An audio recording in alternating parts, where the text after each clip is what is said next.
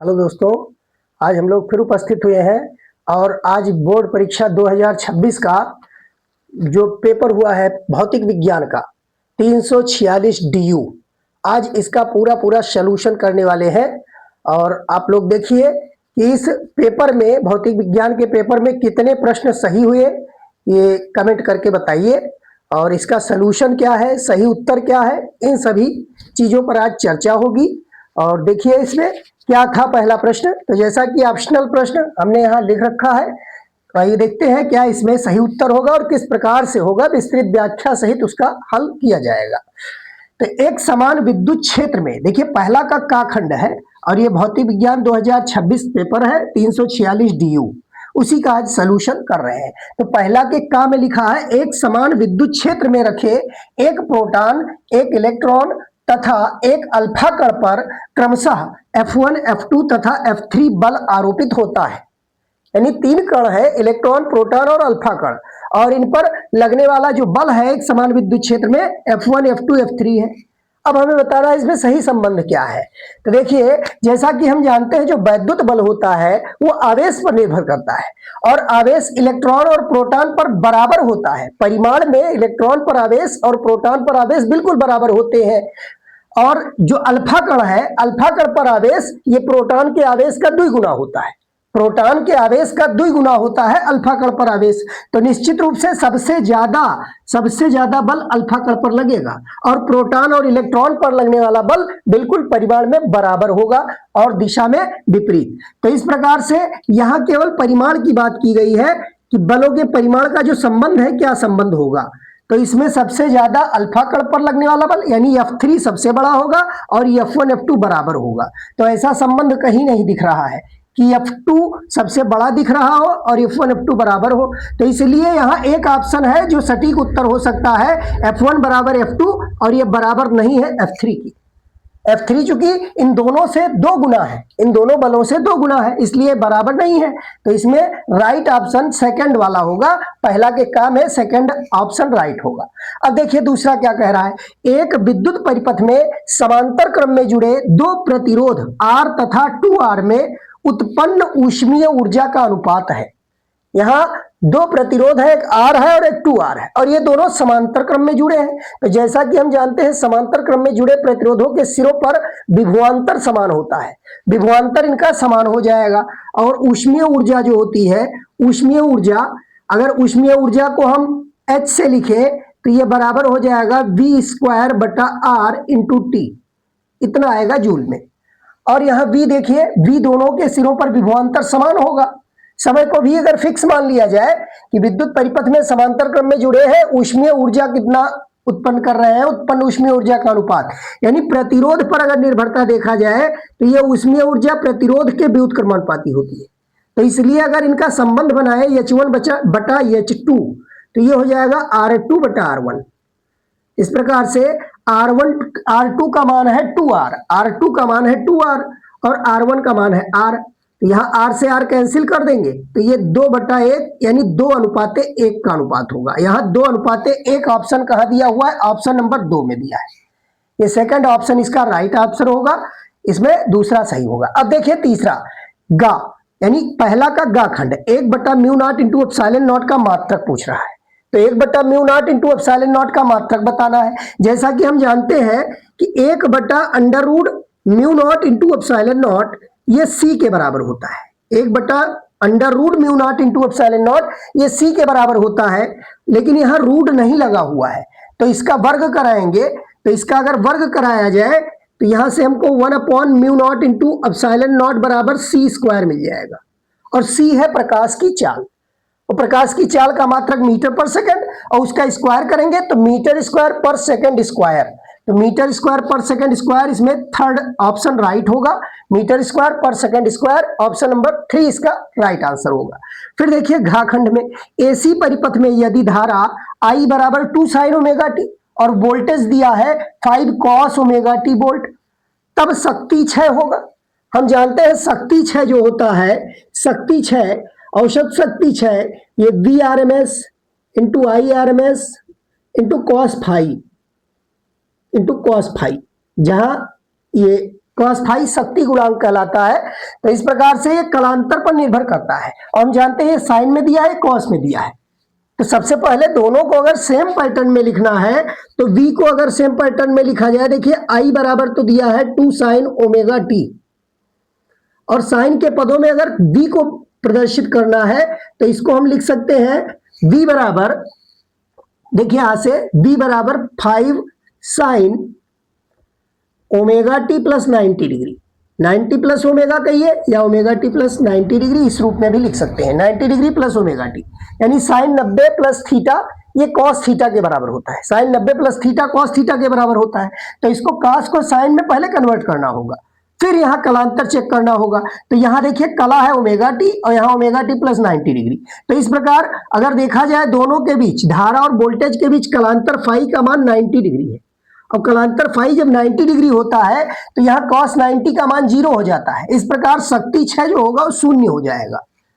घा में, एक के घा में ऑप्शन नंबर 1 जो होगा वो राइट आंसर होगा हमारा। फिर देखिए अंगा, यंग के द्विस्लिट के सामने, यंग के द्विस्लिट के सामने एक पतली पारदर्शी सीट रखने पर फ्रिंज चौड़ाई, हमें बताना है कि अगर कोई द्विस्लिट के सामने एक पतली पारदर्शी प्लेट रख दिया जाए तो वहां फ्रिंज चौड़ाई पर क्या प्रभाव पड़ेगा। तो जैसा कि हम जानते हैं अगर किसी एक प्रकाश के मार्ग में रख दिया जाए तो वहां विस्थापन हो जाता है, दोनों का जो प्रतिरूप मिलता है प्रतिरूप में विस्थापन होता है। लेकिन यहां यह नहीं कहा गया है कि एक किरण के मार्ग में रखा जाए या 2 किरण के मार्ग में। तो यंग के द्विस्लिट के सामने एक पतली पारदर्शी सीट केवल रखी जाती है, तो फ्रिंज चौड़ाई पर क्या प्रभाव पड़ेगा। तो हम जानते हैं कि फ्रिंज चौड़ाई यहां कोई प्रभाव नहीं पड़ेगा। भाई अगर किसी माध्यम को चेंज किया जाता, प्रकाश एक माध्यम से दूसरे माध्यम में जाता, तब वहां तरंगदैर्ध्य बदल जाता। लेकिन यहां माध्यम नहीं बदल रहे बल्कि प्रकाश के मार्ग में पतली पारदर्शी सीट रख रहे हैं। तो पतली पारदर्शी सीट से यहां प्रतिरूप में जो विकर्ण प्रतिरूप मिलेगा उसमें केवल विस्थापन होगा, जबकि फ्रिंज चौड़ाई पर कोई प्रभाव नहीं पड़ेगा, इसलिए फ्रिंज चौड़ाई वही रहेगी। इसमें ऑप्शन नंबर 3 जो होगा वो राइट आंसर होगा हमारा, फ्रिंज चौड़ाई वही रहेगी। फिर देखिए इसका चाखंड, पहला का चाखंड, शुद्ध अर्धचालक में अशुद्धि का अपमिश्रण कराने पर उस अर्धचालक की चालकता। तो जैसा कि हम जानते हैं जो नैज अर्धचालक होता है या निज अर्धचालक, उसमें जब हम 2 तरह की अशुद्धि मिलाते हैं, पी टाइप एन टाइप बनाने के लिए 5 संयोजी और 3 संयोजी अपद्रव्य के रूप में अशुद्धि मिलाया जाता है, तब उसकी चालकता बढ़ती है। तो चालकता बढ़ाने के लिए ही अशुद्धि मिलाई जाती है। 10 का घात 8, अगर शुद्ध अर्धचालक के 10 का घात 8 परमाणु के साथ एक अशुद्ध परमाणु मिला दिया जाए तो 16 गुना तक चालकता बढ़ जाती है। यानी चालकता बढ़ाने के लिए ही अपमिश्रण किया जाता है। तो शुद्ध अर्धचालक में अशुद्धि का अपमिश्रण कराने पर उस अर्धचालक की चालकता बढ़ जाएगी। इसमें चाखंड में ऑप्शन नंबर 1 जो होगा वो राइट आंसर होगा। तो इस प्रकार ये ऑप्शनल प्रश्न, ये सारे उत्तर दिए गए, इसका मिलान कर लीजिए। अब देखिए इसमें जो 60 प्रश्न है खंड बा के, जिसमें पहला दिया हुआ 2 का का खंड, तो 2 के का खंड में दिया है, देखिए 2 का का खंड, तो 2 के का खंड में दिया है 20 सेंटीमीटर गुणे 10 सेंटीमीटर की आयताकार कुंडली में 10 एम्पियर की धारा प्रवाहित है, इसका चुंबकीय आघूर्ण ज्ञात कीजिए। तो देखिए 20 सेंटीमीटर गुणे 10 सेंटीमीटर यानी लंबाई और चौड़ाई दिया हुआ है, हम यहां से क्षेत्रफल निकाल सकते हैं। तो क्षेत्रफल हो जाएगा 20 गुणे 10 सेंटीमीटर स्क्वायर, या हम कह सकते हैं इसको 2 गुणे 10 का घात 2 सेंटीमीटर स्क्वायर, या इसको मीटर स्क्वायर में चेंज करना है तो 10 का घात -4 गुणा कराएंगे तो ये हो जाएगा 2 गुणे 10 का घात -2 मीटर स्क्वायर। तो यहां से क्षेत्रफल मिल गया। और धारा कितनी बह रही है, I बराबर 10 एम्पियर, I बराबर 10 एम्पियर। अब हमें बताना है कि इसका चुंबकीय आघूर्ण क्या होगा। तो चुंबकीय आघूर्ण M बराबर होता है I इंटू ए, M बराबर I इंटू ए। तो I का मान 10 है और A का मान है 2 गुणे 10 का घात -2। तो इस प्रकार से यहाँ 2 गुणे 10 का घात -1 कहे या 2/10 कह सकते हैं, या इसको 0.2 कह सकते हैं। और मात्रक इसका हो जाएगा ampere into metre square, 0.2 ampere into metre square, ये हमारा राइट आंसर होगा। इसी प्रकार खंड खा में 2 का खा खंड, तो 2 के खा खंड में देखिए क्या कह रहा है, स्वप्रेरकत्व का मात्रक लिखिए, स्वप्रेरकत्व का मात्रक लिखिए। तो हम जानते हैं प्रेरकत्व का जो मात्रक होता है वो हेनरी होता है, हेनरी। चाहे स्वप्रेरकत्व पूछा जाए चाहे अन्योन्य प्रेरकत्व पूछा जाए, इसका मात्रक हेनरी होता है। फिर गा खंड देखिए, दूसरा का गा खंड, प्रश्न नंबर 2 का गा खंड। निर्वात में एक विद्युत चुंबकीय तरंग के चुंबकीय क्षेत्र की तीव्रता का आयाम, तो यहां चुंबकीय क्षेत्र की तीव्रता का आयाम यानी बी नॉट का मान दिया है 500 नैनो टेस्ला। चुंबकीय क्षेत्र की तीव्रता का आयाम 500 नैनो टेस्ला।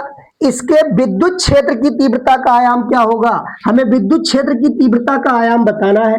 जैसा कि हम जानते हैं ई नॉट बटा बी नॉट, ई नॉट बटा बी नॉट ये सी के बराबर होता है, यानी वैद्युत क्षेत्र का आयाम और चुंबकीय क्षेत्र के आयाम का अनुपात जो होता है वह प्रकाश की चाल सी के बराबर होता है।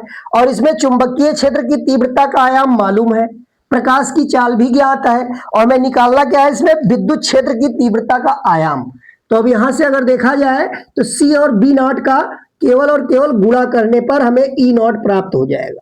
तो ई नॉट बराबर हो जाएगा, सी का मान होता है 3 × 10⁸ मीटर पर सेकंड, और बी नॉट ये नैनो टेस्ला में दिया है। इसको टेस्ला में कन्वर्ट करने के लिए देखिए 500 को 5 × 10⁻2 और नैनो टेस्ला है तो यहाँ 10⁻−9 और गुणा कराएंगे तो यहाँ 2 घात में से 9 घात घटेगा, 5 × 10⁻−7 टेस्ला आएगा। यही वैल्यू यहाँ लिखी जाएगी 5 × 10⁻−7 टेस्ला। अब इन दोनों का अगर गुणा कराया जाए तो यहाँ 3 × 5 = 15 और 8 में से 7 घात घटेगा तो 1 घात बचेगा, तो ये 15 × 10 हो जाएगा, यानी 150 न्यूटन प्रति कूलाम। तो ये आंसर हो जाएगा 150 न्यूटन प्रति कूलाम। तो इस प्रकार से आंसर ये राइट होगा। अब देखिए 2 का घा खंड है, तो 2 के घा खंड में केवल और केवल हमें एक वक्र बनाना है। इसमें कह रहा है कि एक त्रिभुजाकार प्रिज्म के लिए आई डेल्टा वक्र खींचिए तथा न्यूनतम विचलन कोण को दर्शाइए।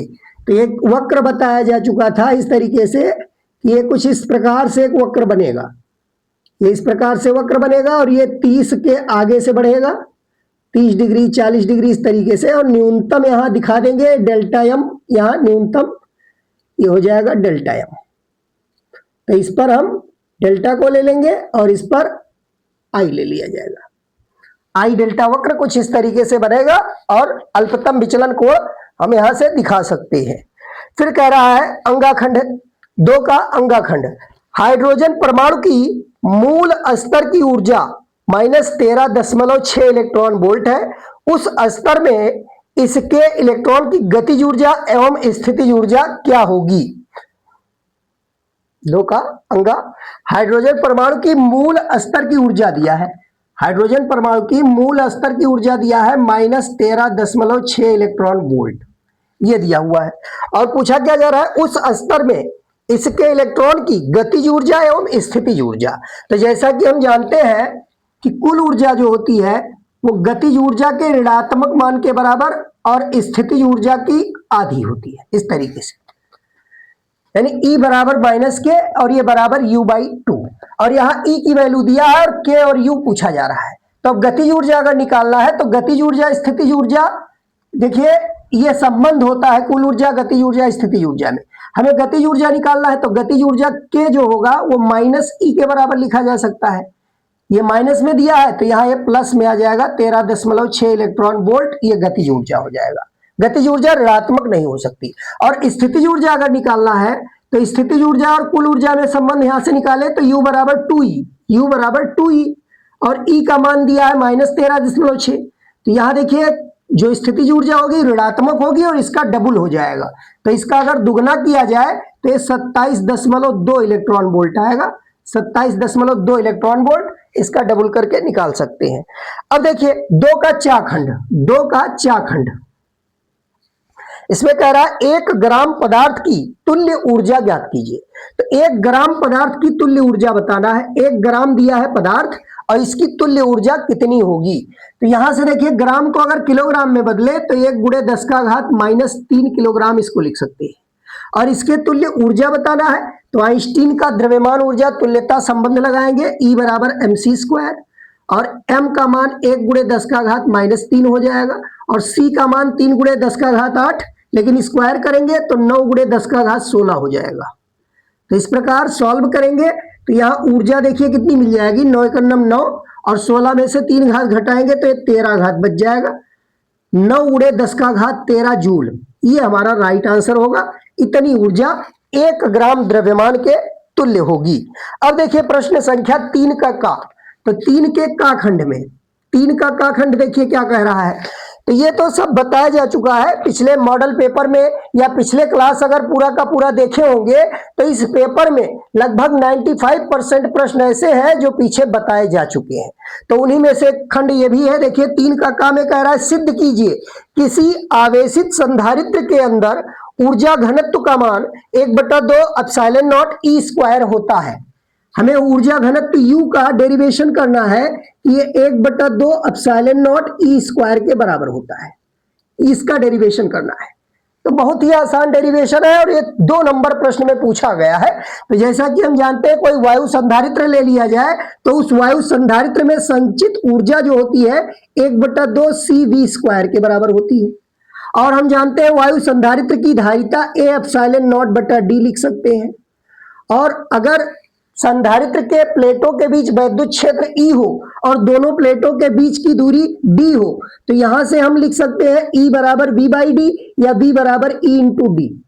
तो बस इन्हीं संबंधों का प्रयोग करके इसमें रख देंगे तो U बराबर हो जाएगा 1/2 और यहां आ जाएगा A एप्सिलॉन नॉट बटा D और यहां हो जाएगा E इंटू D का स्क्वायर।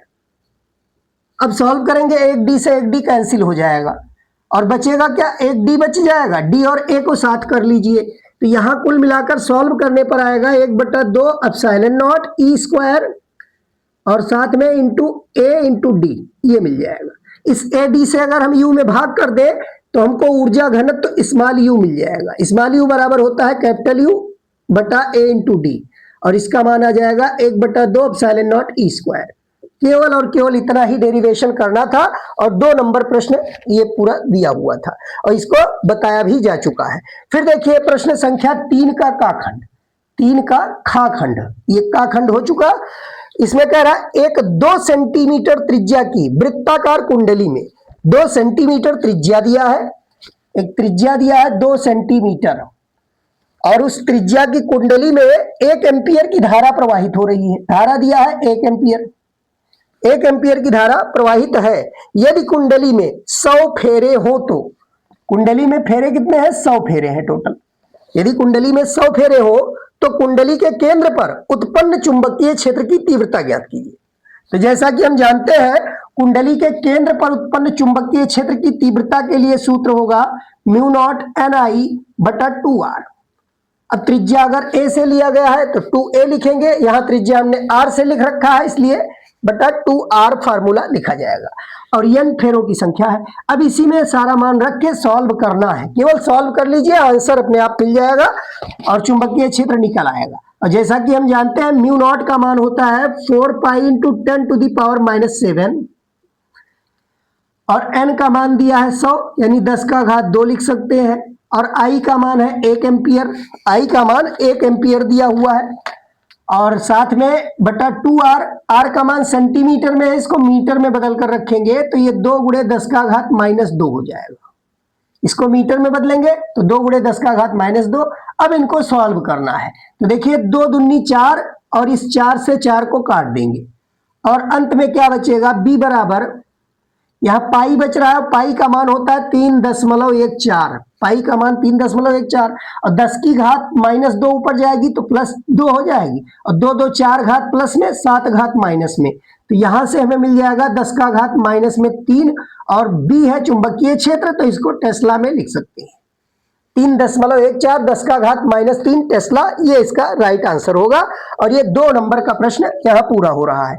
अब देखिए 3 का गा खंड, तो 3 के गा खंड में क्या दिया है, चित्र में प्रदर्शित आयताकार लूप, एक आयताकार लूप है तो इस प्रकार से एक समान चुंबकीय क्षेत्र से उसको खींचा जा रहा है। एक समान चुंबकीय क्षेत्र है और इस चुंबकीय क्षेत्र से लूप को बाहर खींचा जा रहा है।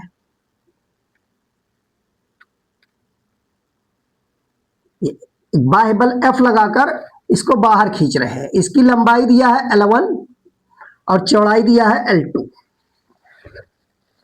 सॉरी यहाँ L2 ये दिया हुआ है, चौड़ाई को L1 दिया हुआ है, ये L1 है और ये L2 दिया हुआ है। अब हमें बताना क्या है, तो इसमें देखिए कह रहा है चित्र में प्रदर्शित आयताकार लूप को बाह्य बल F द्वारा चुंबकीय क्षेत्र B के बाहर, ये चुंबकीय क्षेत्र को प्रदर्शित कर रहा है। चुंबकीय क्षेत्र की जो दिशा है वो पृष्ठ स्थल के लंबवत भीतर की ओर है, तो तल के लंबवत भीतर की ओर है, इसीलिए क्रॉस चिन्ह से प्रदर्शित किया गया। फिर कह रहा है कि चुंबकीय क्षेत्र B के बाहर B चाल से, यानी इसको जो स्पीड मिल रही है वो B है, ये B चाल से इसको खींचा जा रहा है। लूप में उत्पन्न प्रेरित परिणामी चुंबकीय बल का परिमाण ज्ञात करना है, कितना इसमें चुंबकीय बल प्रेरित होगा, और साथ में बताना है दिशा भी दर्शाइए, यानी इसकी दिशा भी बतानी है कि जो चुंबकीय बल लगेगा वो किस डायरेक्शन में लगेगा।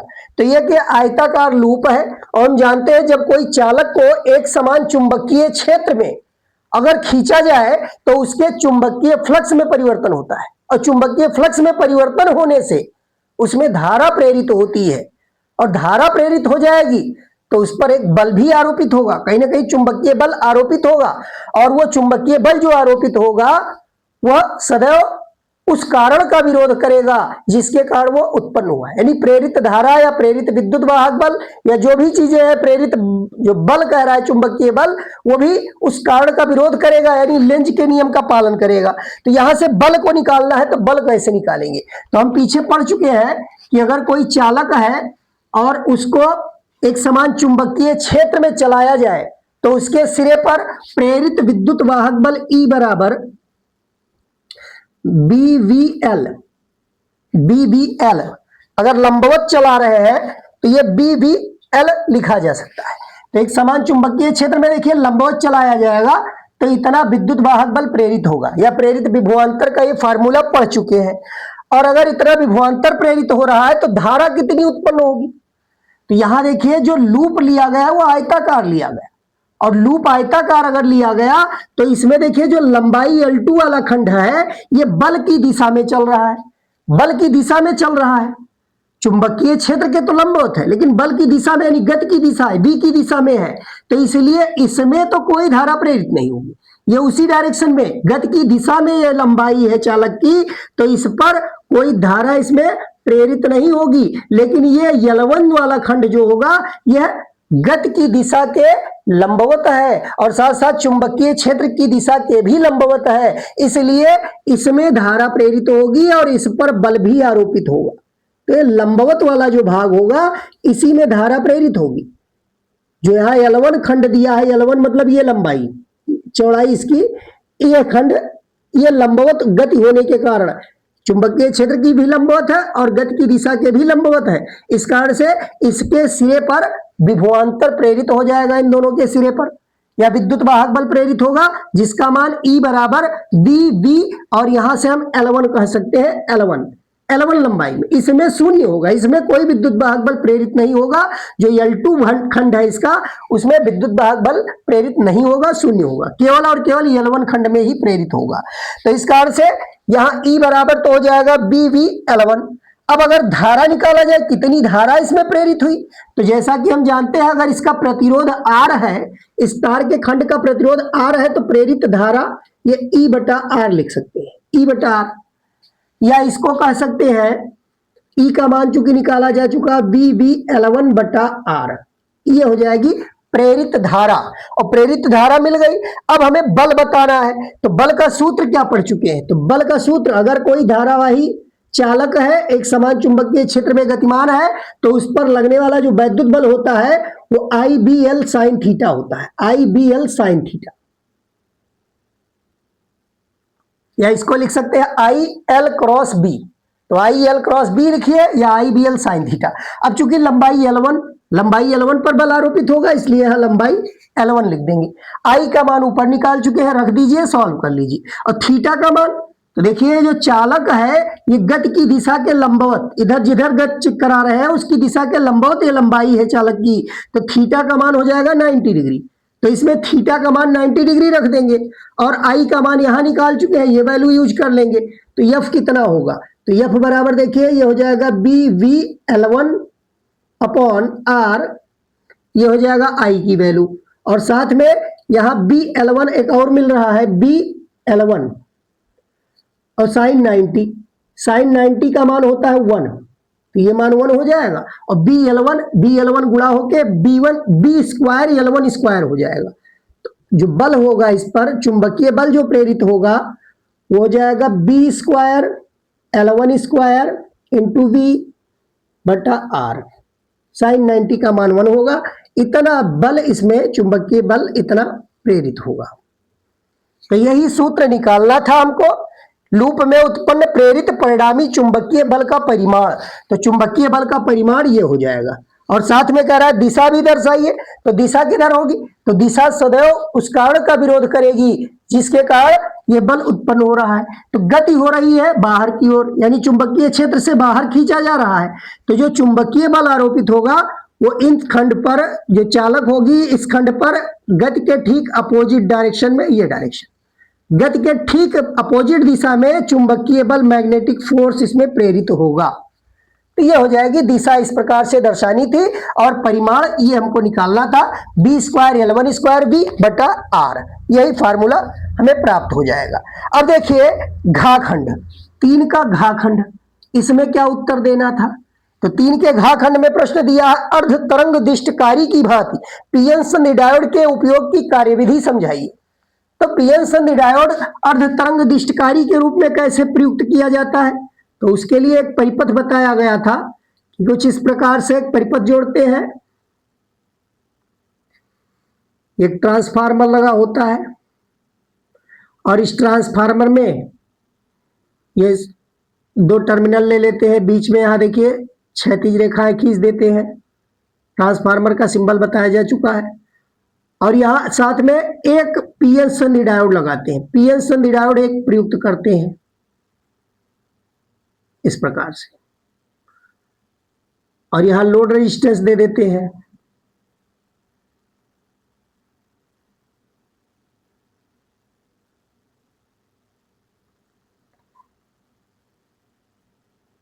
ये कुछ इस प्रकार से, इसको S1 S2 लिखते हैं, ये P1 P2, और यहां प्रत्यावर्ती धारा अप्लाई किया जाता है, प्रत्यावर्ती इनपुट देते हैं। तो इनपुट कुछ इस प्रकार से देते हैं, इनपुट वोल्टेज ये होगा, ये इनपुट होगा, और आउटपुट पर जो मिलेगा हमको, आउटपुट पर जो रिजल्ट मिलेगा ये अर्ध तरंग दिष्टकारी के रूप में है। तो अर्ध तरंग दिष्टकारी में केवल और केवल देखिए जब धनात्मक अर्धचक्र इसमें प्रवेश करेगा, यानी पहला धनात्मक अर्धचक्र प्रवेश करने पर एक सिरा धनात्मक होगा और दूसरा ऋणात्मक होगा। जब ये धनात्मक होगा, ये ऋणात्मक होगा, तो उस समय पीएन संधि डायोड अग्रदिशिक होगा और यह धारा को अनुमत करेगा, यानी पहला हमको ये धारा अर्धचक्र के दौरान प्राप्त होगी, और दूसरे अर्धचक्र के दौरान जब ऋणात्मक अर्धचक्र प्रवेश करेगा तो यह पश्चदिशिक होगा और धारा प्राप्त नहीं होगी।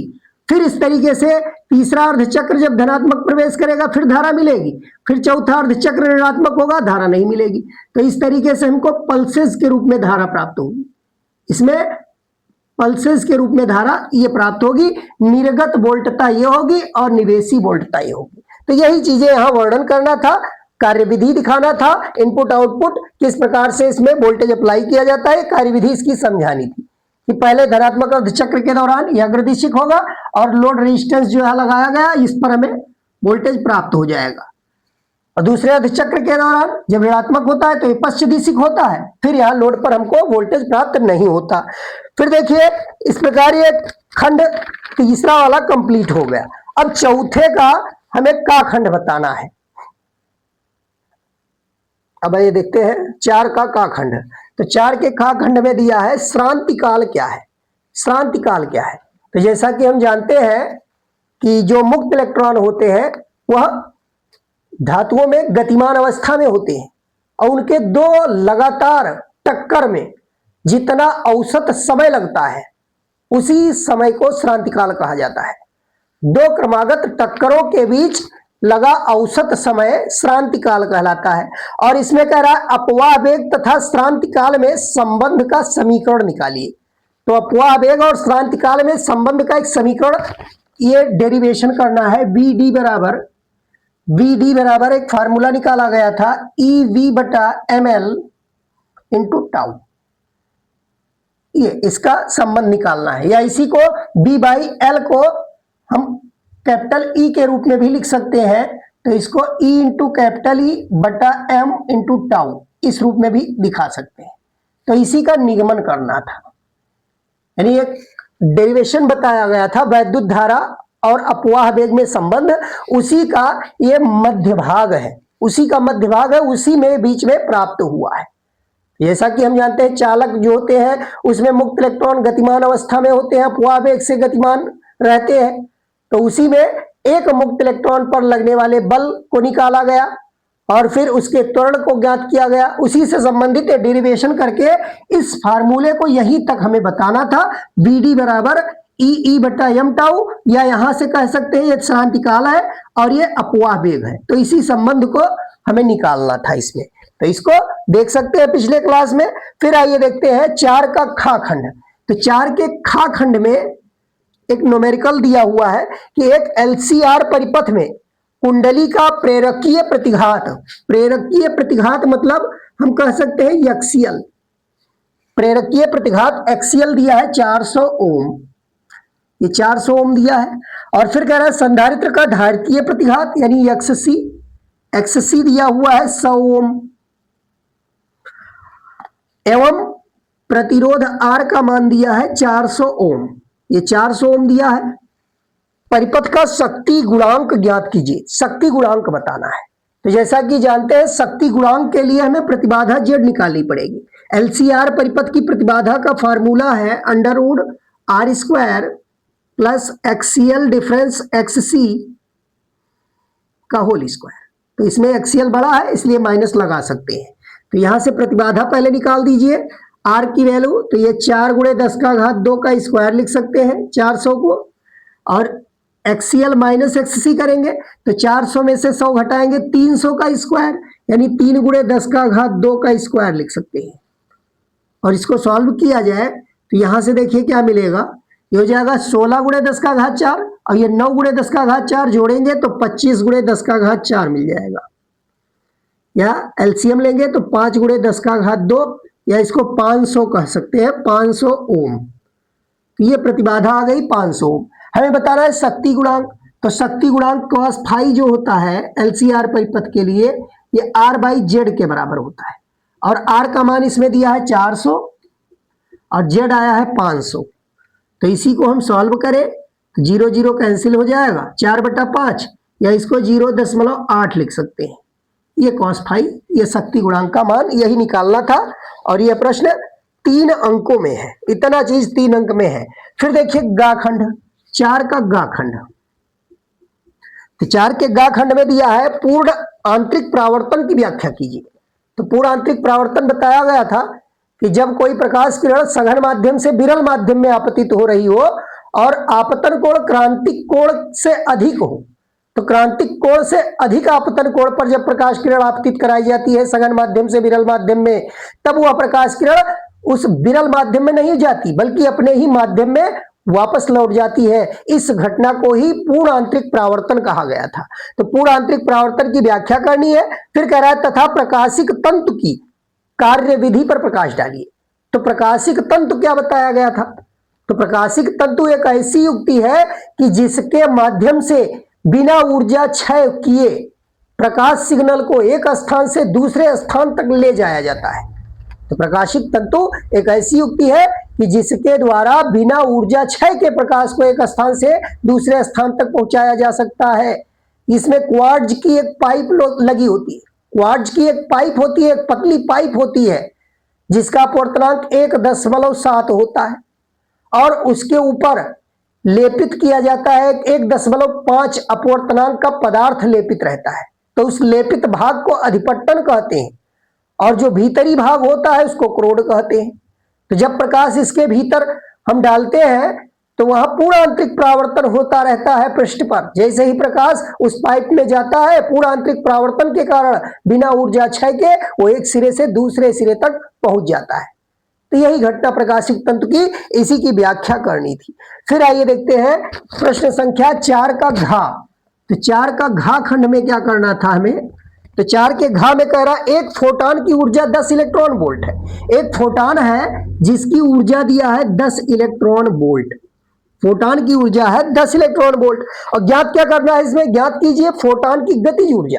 तो फोटॉन की गतिज ऊर्जा बतानी है। तो फोटॉन की गतिज ऊर्जा कैसे निकालेंगे, सॉरी फोटॉन का गतिज द्रव्यमान बताना है। इसमें फोटॉन का हमें गतिज द्रव्यमान और फोटॉन की आवृत्ति बतानी है। तो हम जानते हैं फोटॉन का जो विराम द्रव्यमान होता है शून्य होता है। फोटॉन जब विराम अवस्था में होता है तो उसका द्रव्यमान शून्य होता है और गतिज द्रव्यमान होता है उसमें। तो गतिज द्रव्यमान कैसे निकालेंगे, जबकि यहां ऊर्जा दिया है, फोटॉन का ऊर्जा इलेक्ट्रॉन वोल्ट में दिया है, इसको हम बदल सकते हैं जूल में।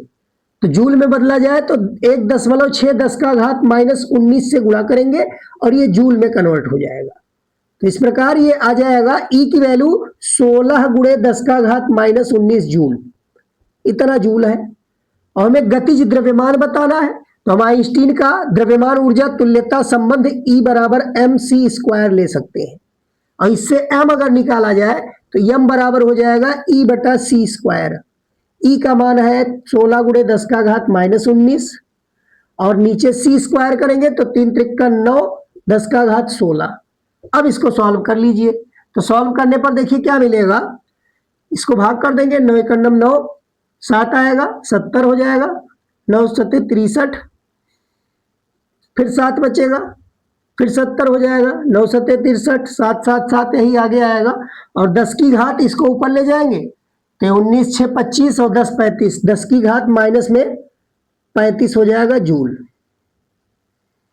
ये आ जाएगा कि फोटॉन का जो गतिज द्रव्यमान है 1.77 10⁻⁻35 जूल नहीं बल्कि यहां किलोग्राम लिखा जाएगा, सॉरी ये किलोग्राम होगा, किलोग्राम द्रव्यमान निकाला गया है तो 1.77 10⁻⁻35 किलोग्राम ये द्रव्यमान होगा। तो इस तरीके से ये 4 का घाखंड हो चुका। अब 4 का अंगाखंड देखिए क्या है। तो 4 का अंगाखंड में बताया गया विस्थापन धारा की व्याख्या कीजिए। तो विस्थापन धारा के बारे में बताया जा चुका था कि जब मैक्सवेल एक प्रयोग कर रहे थे, फैराडे के नियम में जो बताया गया था कि चुंबकीय फ्लक्स में परिवर्तन होने से वहां वैद्युत क्षेत्र उत्पन्न होता था, उसी का विपरीत वो सोच रहे थे कि यदि चुंबकीय क्षेत्र में परिवर्तन से वैद्युत क्षेत्र उत्पन्न होता है तो वैद्युत क्षेत्र में परिवर्तन करने से चुंबकीय क्षेत्र उत्पन्न करना चाहिए। इसी पर आधारित वो एक प्रयोग कर रहे थे जिसमें उन्होंने एक संधारित्र का प्रयोग किया था और उसमें एम्पियर का परिपथीय नियम लगाया। तब उनको एक विसंगति नजर आई कि इसमें जो संधारित्र के प्लेटों के बीच धारा प्रवाह हो रहा था वो चालन धारा नहीं बल्कि विस्थापन धारा, यानी इसमें जो विसंगति नजर आई उसी विसंगति को इन्होंने संशोधित किया था कि एम्पियर के नियम में कुछ कमी है, उसी कमी को दूर करने के लिए एक नई धारा अस्तित्व में आई थी जिसको विस्थापन धारा कहा गया था। यानी प्लेटों के बीच जो धारा उसमें प्रवाहित हुई थी उसको इन्होंने अलग नाम दिया था, उसी को विस्थापन धारा कह दिया था। और फिर कह रहा है इसमें मैक्सवेल एम्पियर नियम संबंधित सूत्र, यानी जो संशोधन किया था, क्या था वो संशोधन, तो जो एम्पियर ने दिया था अपने परिपथीय नियम में कि B.dl, एम्पियर ने बताया था कि μ0 × I के बराबर होता है, जबकि इन्होंने बताया कि IC + ID का योग होना चाहिए। ये जो चालक में धारा बह रही थी उसको चालन धारा और जो संधारित्र के प्लेटों के बीच धारा बह रही थी उसको इन्होंने कहा विस्थापन धारा है। अब इस ID का मान, तो ID का मान इन्होंने बताया कि यहाँ जो ID आया है इस ID का मान ε0 d∅E/dt होना चाहिए, ये बताया था। यही मान यहां रख दिया जाए तब यहां हमें मैक्सवेल एम्पियर समीकरण प्राप्त हो जाएगा। वही संबंधित सूत्र ID का मान इसमें यहां रख के और ब्रैकेट ओपन कर लेंगे तो यहां देखिए क्या मिलेगा, क्लोज्ड इंटीग्रेशन B.dl ये बराबर हो जाएगा μ0 IC प्लस μ0 × ε0 d∅E/dt। तो इसी फार्मूले को एम्पियर मैक्सवेल परिपथीय नियम कहा गया था या इसी को संशोधित सूत्र कहा गया था, मैक्सवेल एम्पियर नियम संबंधित सूत्र है ये। तो इस प्रकार ये 4 खंड समाप्त हुआ 4 का प्रश्न। और 5 के का खंड में संयुक्त सूक्ष्मदर्शी का किरण आरेख खींचिए। तो इसमें बताया गया है संयुक्त सूक्ष्मदर्शी जो होती है उसमें अदृश्यक लेंस छोटे द्वारक का और नेत्रिका बड़े द्वारक का लेंस होता है, दोनों उत्तल लेंस होते हैं, समाक्ष रखे जाते हैं। इसका सचित्र वर्णन किया जा चुका है और इसकी आवर्धन क्षमता का व्यंजक भी प्राप्त करना है। आवर्धन क्षमता के लिए दो अलग अलग केसों में सूत्र भी निकाला जा चुका है, पिछली कक्षा में देख सकते हैं। फिर 5 के खा खंड में देखिए डेरिवेशन, यहाँ 5 का खा खंड, इसमें एक न्यूमेरिकल दिया हुआ है। क्या है न्यूमेरिकल? तो इसमें कह रहा है कि दिए गए परिपथ में बैटरी धारा निकालिए। एक परिपथ दिया है कुछ इस प्रकार से, एक सेल लगा हुआ है इसमें और साथ में ये 2 ओम का एक प्रतिरोध है और बीच में यहाँ एक संधारित्र लगा हुआ है और इसके साथ भी 3 ओम का एक प्रतिरोध जुड़ा है और फिर साथ में एक यहाँ भी प्रतिरोध लगा हुआ है। ये कुछ इस प्रकार से एक परिपथ दिया है और यहाँ लिखा हुआ है 10 वोल्ट और इसका एक आंतरिक प्रतिरोध भी दिया है 1 ओम। 1 ओम इसका आंतरिक प्रतिरोध दिया है इस सेल का और जो संधारित्र लगा है इस 4 माइक्रोफैरड इसकी धारिता दी हुई है और यहाँ 2 ओम का ये प्रतिरोध है और इस प्रतिरोध को 3 ओम लिखा गया है और इसको 2 ओम लिखा गया है। इस प्रकार ये परिपथ कंप्लीट दिया गया और फिर कह रहा है प्रश्न में चित्र में दिए गए परिपथ में बैटरी धारा निकालिए और बैटरी की टर्मिनल वोल्टता एवं संधारित्र पर आवेश की भी गणना कीजिए। इसमें संधारित्र पर आवेश निकालना है और बैटरी से निकलने वाली धारा बतानी है और बैटरी की टर्मिनल वोल्टता बतानी है। तो जैसा कि हम जानते हैं कि यहां जब हम परिपथ में सेल लगा है और साथ में संधारित्र जोड़ दिया गया तो संधारित्र जैसे ही आवेशित होगा इस शाखा में धारा प्रवाह शून्य हो जाएगा, इसमें कोई धारा नहीं बहेगी। तो जैसे मान लीजिए इस सेल से धारा आई निकल रही है तो यहां पहुंचते ही हमने ये मान लिया कि I1 धारा इधर जा रही है और I2 धारा इधर जा रही है। तो जैसे ही I1 धारा जाएगी आवेशित हुआ तुरंत इस शाखा में धारा शून्य हो जाएगा, इधर से I2 और इधर से फिर I1 निकलेगी और यहां पुनः ये I बना लेगी। इस तरीके से धारा ये दिखाया जा सकता है, लेकिन यहां संधारित्र लगा होने के कारण हम I1 बराबर 0 कह सकते हैं कि इस शाखा में जिसमें संधारित्र है उसमें कोई धारा नहीं बहेगी, यानी जो धारा आई है वो पूरी की पूरी इस 2 ओम के प्रतिरोध में यहां प्रवाहित होगी। यानी अब हम निकाल सकते हैं इस धारा को I बराबर I2, I और I2 ये बराबर होगा और इस धारा को हम कैसे निकालेंगे? तो देखिए I बराबर I2 निकालने के लिए यहां विद्युत वाहक बल दिया है 10 वोल्ट इस सेल का, अवांतरिक प्रतिरोध है 1 ओम, तो विद्युत वाहक बल अवांतरिक प्रतिरोध बटा बाह्य प्रतिरोध, यह फार्मूला होता है धारा के लिए। और यहां विद्युत वाहक बल 10 वोल्ट लिखा गया और साथ में आंतरिक प्रतिरोध 1 ओम है और कुल प्रतिरोध देखिए यहाँ कुल प्रतिरोध ये 2 ओम और यहाँ भी 2 ओम, क्योंकि इसमें धारा नहीं बह रही है तो ये दोनों श्रेणी क्रम में हुए तो 2 ओम 2 ओम 4 ओम, यानी आर जो हो जाएगा ये 4 ओम हो जाएगा, 4 ओम। तो इस प्रकार से 1 ओम में 4 ओम जुड़ेगा तो ये 5 ओम हो जाएगा, 10 बटा 5 कह सकते हैं या 5 दूनी 10। ये धारा जो होगी I और I2 बराबर होगी और ये 2 एम्पियर की धारा होगी, 2 एम्पियर की धारा। तो यहाँ 4 + 1 5 और 10 को 5 से भाग कराएंगे तो 2 एम्पियर की धारा इस परिपथ में प्रवाहित होगी। यानी सेल से निकलने वाली धारा हमको बतानी थी, तो सेल से निकलने वाली धारा जो होगी वो 2 एम्पियर होगी और साथ में इसमें बताना है बैटरी की टर्मिनल वोल्टता। तो बैटरी की टर्मिनल वोल्टता कैसे निकालेंगे? तो देखिए इसके लिए फार्मूला बताया जा चुका है V बराबर E माइनस आई आर। तो इस फार्मूले की मदद से E का मान है 10, I का मान आया है 2 और R का मान है 1। तो यहाँ 10 में से 2 घटेगा तो 8 वोल्ट हो जाएगा, 8 वोल्ट। तो ये हमारा उत्तर हो जाएगा। टर्मिनल वोल्टता जो होगी सेल की वो 8 वोल्ट हो जाएगी। और साथ में संधारित्र पर आवेश की गणना करनी है। तो संधारित्र पर आवेश कैसे निकालें? तो देखिए संधारित्र पर आवेश निकालने के लिए हमें इन दोनों के बीच विभवांतर निकालना होगा। इस दोनों सिरों के बीच इसको A मान लिया जाए और इसको B मान लिया जाए, तो A B के बीच कितना विभवांतर है वो विभवांतर कैसे निकालें? तो देखिए ये इस प्रतिरोध के समांतर क्रम में कहा जाएगा। तो अगर इस प्रतिरोध के हम निकाल ले तो टोटल विभवांतर में से घटा कर निकाला जा सकता है। देखिए जो ऊपर दिया हुआ है ऊपरी भाग में, ऊपरी शाखा में 2 ओम प्रतिरोध के सिरे पर विभवांतर, के सिरों पर विभवांतर, तो वोल्टेज देखिए निकालिए, तो ये टर्मिनल वोल्टता को V लिखा गया है, इसको हम V1 मान ले, तो इसके सिरे पर जो विभवांतर है उसको अगर V1 मान ले तो विभव बराबर होता है धारा गुणे प्रतिरोध, तो प्रतिरोध है 2 ओम का और धारा बह रही है 2 एम्पियर की, तो 2 गुणे 2 यानी 4 वोल्ट हो जाएगा, 4 वोल्ट।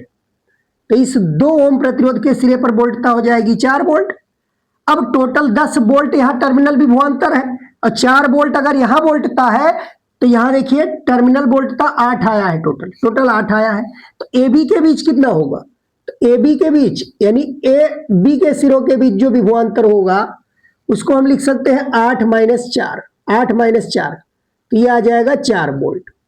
तो 4 वोल्ट वोल्टता आ जाएगा ए और बी के सिरों के बीच, यानी हम कह सकते हैं कि यह विभवांतर संधारित्र के प्लेटों के बीच है, और संधारित्र के प्लेटों के बीच अगर विभवांतर मालूम चल गया तो हम आवेश बता सकते हैं। संधारित्र के प्लेटों पर संचित आवेश Q बराबर, तो Q बराबर हो जाएगा C into V A B, और C का मान दिया है 4 माइक्रोफेरेड, तो यहां से देखिए C बराबर 4 माइक्रोफेरेड में दिया है, और ये बी ए बी जो है वो 4 वोल्ट में दिया है, तो यहां जो उत्तर आएगा वो माइक्रो कूलाम में आएगा, यानी Q बराबर आ जाएगा 16 माइक्रो कूलाम, ये हमारा आंसर होगा। तो ये आवेश निकल आया, यहाँ टर्मिनल वोल्टता ये निकल आया 8 वोल्ट और साथ में धारा 2 एम्पियर। तो इस प्रकार यह तीनों खंड हमें ज्ञात करना था और ये 3 नंबर का प्रश्न था। तो इस प्रकार से इसमें देखिए एक और अथवा करके लगा हुआ है, तो उस अथवा वाले खंड को हम यहाँ सॉल्व करके और फिर आगे के खंड अगले क्लास में बनाएंगे। तो यहाँ देखिए अथवा करके एक प्रश्न दिया हुआ है, क्या दिया है कि किसी सेल में यानी 5 का खा खंड का ही ये है और उसमें अथवा करके दिया हुआ है, 5 खा का ही एक दूसरा पार्ट है जो अथवा करके दिया हुआ है। तो इसमें देखिए कैसे चित्र एक दिया हुआ है, एक सेल लगा हुआ है और साथ में एक नीचे बैटरी लगी हुई है और यहां एक बाह्य प्रतिरोध भी दिया हुआ है, 58 ओम है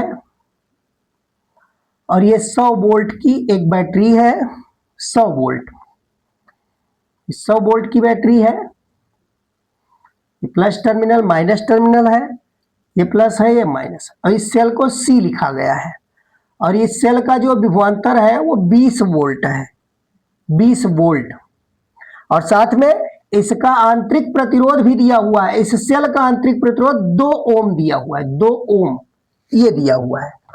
इस बैटरी को B लिखा गया है और जो ऊपर सेल है वो C लिखा गया है। तो यहां देखिए ये दोनों इस परिपथ में जुड़े हुए हैं, तो हम कह सकते हैं धन ध्रुव को धन से जोड़ा गया, ऋण ध्रुव को ऋण से जोड़ा गया, तो ये दोनों बैटरी और सेल समांतर क्रम में जुड़े हैं। इसकी वोल्टता है 100 वोल्ट और इसकी 20 वोल्ट, तो कहीं ना कहीं ये आवेशन वाला केस होगा, ये बैटरी जो होगी इस सेल को आवेशित करने लगेगी, सेल चार्जिंग केस है ये, तो चार्जिंग केस है, इसलिए हमें यहां बताना क्या है कि किसी सेल के विद्युत वाहक बल से क्या तात्पर्य है। तो विद्युत वाहक बल जैसा कि हम जानते हैं कि एकांक आवेश को सेल सहित पूरे परिपथ में प्रवाहित करने के लिए जितनी ऊर्जा बैटरी द्वारा दी जाती है वही उस सेल का विद्युत वाहक बल कहलाता है। और फिर कह रहा है दिए गए परिपथ में सेल C की टर्मिनल वोल्टता ज्ञात कीजिए, बैटरी B नगण्य आंतरिक प्रतिरोध की है, यानी हमें इसकी टर्मिनल वोल्टता बतानी है और नगण्य आंतरिक प्रतिरोध इसका है। तो कैसे निकालेंगे, सबसे पहले हम सेल से प्रवाहित होने वाली धारा निकालेंगे, इधर से जो धारा जाएगी, अब इसमें धारा देखिए इसमें प्रवाहित आवेशित होना शुरू होगा, इसमें आवेशन का केस है, तो यहां धारा कैसे निकालें, सेल से जो धारा I प्रवाहित हो रही है इस धारा को निकालने के लिए हमें परिणामी विद्युत वाहक बल निकालना पड़ेगा। तो इसमें धारा विपरीत जा रही है, तो ये विद्युत वाहक बल इसका ऋणात्मक कर देंगे, ये होगा 100 बैटरी का और सेल का विद्युत वाहक बल 20, ये माइनस में होगा, तो ये विद्युत वाहक बल हो गया बटा कुल प्रतिरोध, तो 58 ओम इसका है और इसमें आंतरिक प्रतिरोध 2 ओम है, तो 58 और 2 जुड़ जाएगा, कुल प्रतिरोध हो जाएगा 58 2 60 और कुल विद्युत वाहक बल हो जाएगा 80। तो ये 60 बस 80/60 हो जाएगा। या इसको और शॉर्ट करें, 2 से कैंसिल कर दें इसको, तो 2 तिया 6, 2 चौका 8, ये 4/3 आ जाएगा, 4/3 एम्पियर। इतनी धारा इसमें प्रवाहित होगी। लेकिन हमको यहां बताना है टर्मिनल वोल्टता। तो टर्मिनल वोल्टता देखिए कैसे निकालेंगे, इस सेल की टर्मिनल वोल्टता। तो चार्जिंग वाला केस है, इसके विद्युत वाहक बल से अधिक होगा टर्मिनल वोल्टता। कैसे निकालेंगे, तो विद्युत वाहक बल है 20 और साथ में धारा आया है 4/3 और आंतरिक प्रतिरोध है 2 ओम। तो यहाँ 4 दूनी 8 हो जाएगा, एलसीएम 3 ले लेंगे। तो यहाँ देखिए 20 तिया 60 और प्लस 8, ये हो जाएगा 68/3, 68/3 वोल्ट यह आ जाएगा। या इसको अगर भाग करें 3 से, तो देखिए 3 दूनी 6, 3 दूनी 6 और एक पॉइंट लगाएंगे, फिर 3 छक 18, 3 छक 18, 6 6 6 करेंगे तो 22.67 के लगभग लिख सकते हैं इसको। इतना टर्मिनल वोल्टता होगा। तो 5 का खा खंड हमारा कंप्लीट हो गया। अब आगे के जो शेष पार्ट है वो अगले क्लास में बताया जाएगा, क्योंकि क्लास बहुत लंबा हो रहा है। तो अब अगला पार्ट, जो भी प्रश्न बचे हैं उनको अगले वीडियो में देखना ना भूलिए। और क्लास अगर पसंद आई हो तो एक बार इसको लाइक जरूर करें और कमेंट में हमें उत्तर बताएं कितने प्रश्न आपके सही हुए। तो आज के लिए इतना ही, धन्यवाद।